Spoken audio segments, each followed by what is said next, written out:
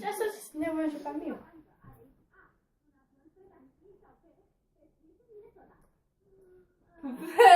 Mașină de tăiat iarbă. Nu. Dar tu n-ai voie să vorbești?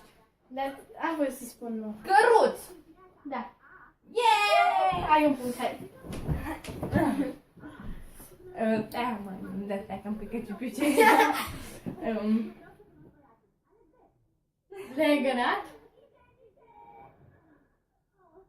Bebe care legă. Da. Păi și lucru care legănat.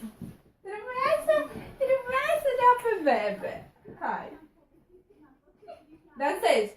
Nu.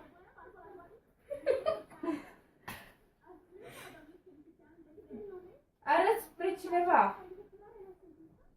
Da, hai. Ai două puncte.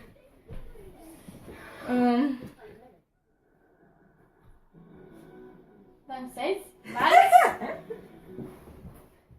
Nu-mi trece prin minte. Scrii. Da. Stai tu că am picat ciupice. Stai mă.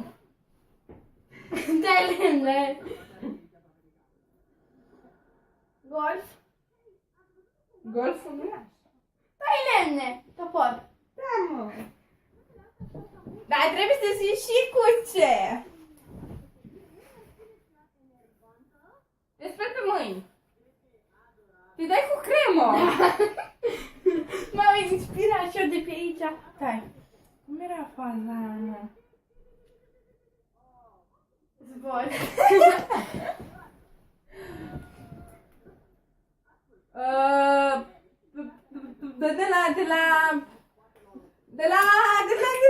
Nu mai știu.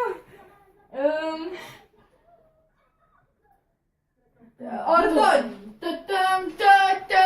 Ordoni. De la ce face către lume așa, când ăia cântă? Nu mai știu cum se numește. Roșugală și Tricolorul. Steag. Da, hai. Dar steagul nu e așa facă. Fluturi streagul. Mi-a ieșit ăla. Mi-a ieșit ăla. Stai să mă gândesc.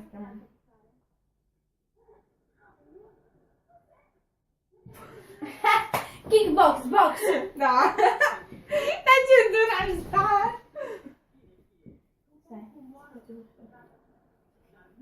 Te bați. Direct de drept.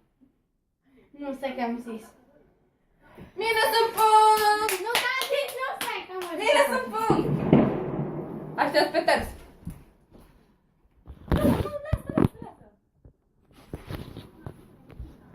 Nu, mă. Da? A fost accident. Nu știu ce și accidentul. Ba da, accident a fost. Unde? Nu știu, nu aici, dar s-a auzit, se aude că accidentul a fost. Știu că pe toate nu se aude așa. Bombă. Da, deci acesta a fost clipul cu Mima, nu uitați să dați like, share și subscribe. Bun.